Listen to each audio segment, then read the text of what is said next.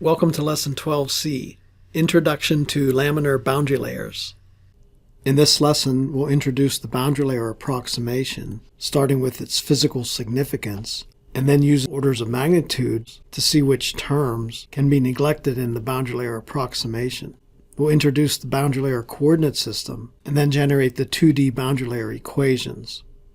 By way of introduction, this is an approximation. I emphasize that we're no longer solving the full Navier-Stokes equations, but an approximation of the full Navier-Stokes equations.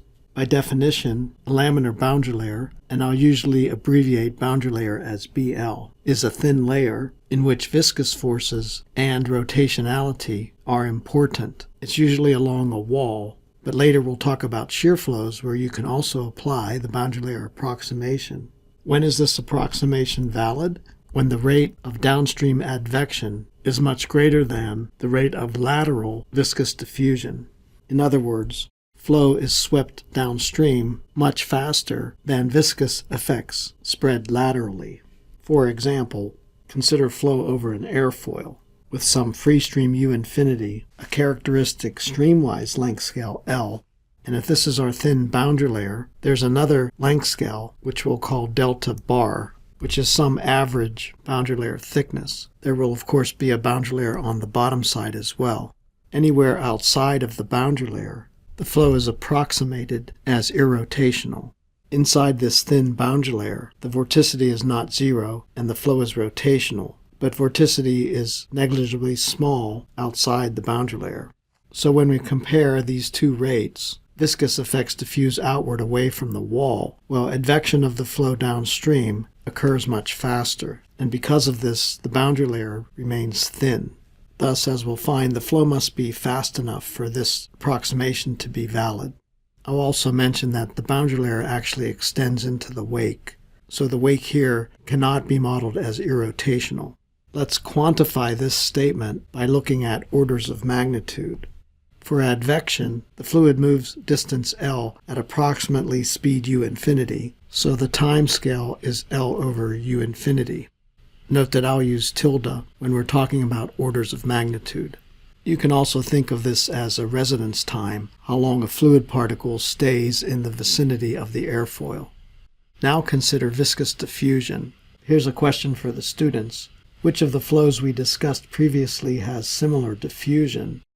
I remember that Stokes' first problem had a diffusion thickness that was proportional to square root of nu t. Excellent, Mr. Nerdly. That's exactly what I was thinking. Recall Stokes' first problem, which was a sudden change in wall velocity that diffused outward and had a length scale for viscous diffusion of delta, order of magnitude square root of nu t, as Ned said. If we plug in this time scale into this expression, our average delta is also order of magnitude square root of nu t, or square root of nu L over U infinity. We can make this analogy between Stokes' first problem, where we have a wall that impulsively moves, and with the Galilean transformation, this becomes a fixed wall with the fluid moving over it. Thus, Stokes' first problem is analogous to a boundary layer, at least in terms of orders of magnitude. So we conclude that delta bar is order of magnitude square root of nu L over U infinity. This length scale is associated with viscous diffusion, whereas capital L is associated with downstream advection. The boundary layer approximation is that the boundary layer is thin. In other words, delta bar must be much smaller than L, or L over delta bar is much greater than 1. Well, let's calculate L over delta bar. In terms of orders of magnitude, we have L over the square root of nu L over U infinity, using this order of magnitude, which reduces to the square root of L U infinity over nu, and thus must be much greater than 1. Well, this is a Reynolds number, which we'll call Re sub L, where L is the length scale. This is a Reynolds number based on the body length. Thus we conclude that for the boundary layer approximation to be valid, the square root of Reynolds number must be much greater than 1. In other words, we must have high Reynolds number flow. Of course, the Reynolds number can't be too high or the flow will become turbulent. We are restricting this discussion to laminar flow. Now let's look at the differential equations of motion for laminar boundary layers. First, some approximations and assumptions, we'll limit our discussion to 2D flow in the xy plane, incompressible flow. We'll ignore gravity, and we'll use gauge pressure instead of absolute pressure, since only gradients of pressure matter, not the absolute value of the pressure itself. We must also introduce the boundary layer coordinate system, which some people call body-fitted coordinates, where we'll define x as the wall parallel, or roughly streamwise coordinate, and y as the wall normal coordinate. For a body, like an airfoil, and here I'll consider only the top portion, we define x as the arc length along the body from the stagnation point. As x increases along the body, at any point along the body, we define y as normal to the body. So our locally orthogonal coordinate system xy rotates depending on the shape of the body, but if we zoom in on any point, it's locally orthogonal.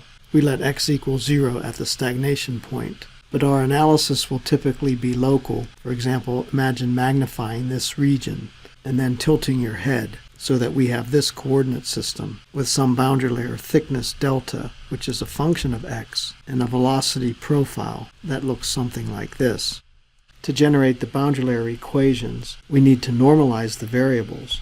Recall that normalization is more restrictive than non-dimensionalization. Normalized variables are non-dimensional, but are defined such that they are of order of magnitude 1. We'll use a prime, for example x prime, to indicate a normalized variable. In terms of length, we'll let x, the physical variable, be equal to x prime L, where x prime is x over L. Length scale L is appropriate for normalizing x, but for y, since the boundary layer is so thin, L is not really relevant, especially when we zoom in like I showed you. So we'll let y be y prime times this average boundary layer thickness delta bar. This distinction between x and y length scales is critical to deriving our boundary layer equations. For time, we let physical t be t prime L over u infinity, where we had defined L over u infinity as our time scale. For velocity components, we'll let u equal u prime times u infinity, since u infinity is an appropriate velocity scale for the downstream flow. What about v? Well, for now, I'll just call it v prime times v scale, some appropriate scale that we don't know yet for the normal velocity component. Finally, for pressure, it turns out that pressure forces are the same order of magnitude as inertial forces in the outer flow above the boundary layer. This is a kind of Bernoulli effect, so our pressure scale will be rho u infinity squared, and our gauge pressure P minus P infinity will be P prime times this pressure scale.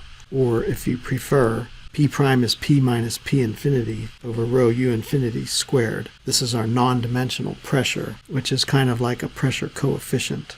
What remains is to find this velocity scale V scale. How do we get V scale? Let's use the continuity equation, which I write here for 2D flow, and we normalize this equation using the scales we introduced above. The first term becomes del u, and u is now u prime u infinity, over del x, which is x prime L. Similarly for del v del y, we have v prime times v scale over del y, which is y prime delta bar, equals 0. These properties u infinity and L and v scale, etc., can come outside the derivatives, and if we multiply each term by L over u infinity, we get del u prime del x prime, plus del v prime del y prime, and this collection of constants, v scale L over u infinity delta bar.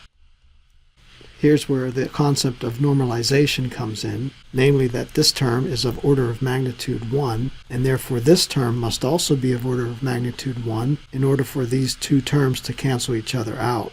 Note that in order of magnitude analysis, we don't consider whether these terms are positive or negative. We're just saying that they have to be the same order of magnitude, otherwise they could not add to 0 to balance the equation.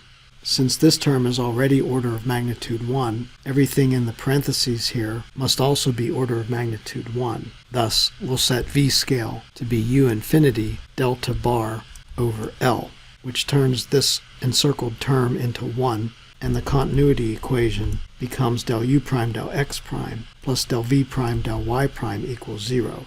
This is the continuity equation in normalized variables for our boundary layer.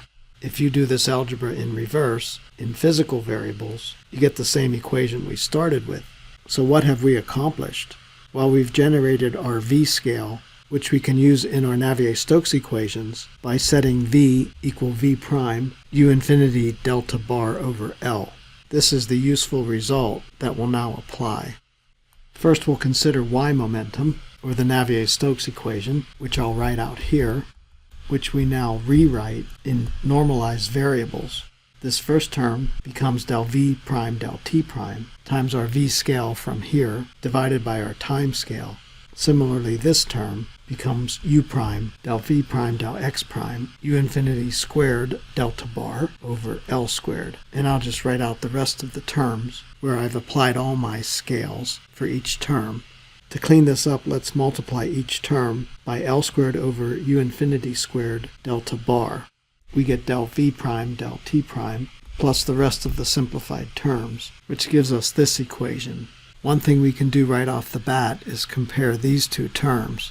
Again, assuming that all these normalized variables and their derivatives are orders of magnitude 1, we see that L squared over delta squared appears here and not here. And since L is much bigger than delta, this term is certainly negligible. But recall that L over delta was order of magnitude LU infinity over nu, which is order of magnitude square root of REL.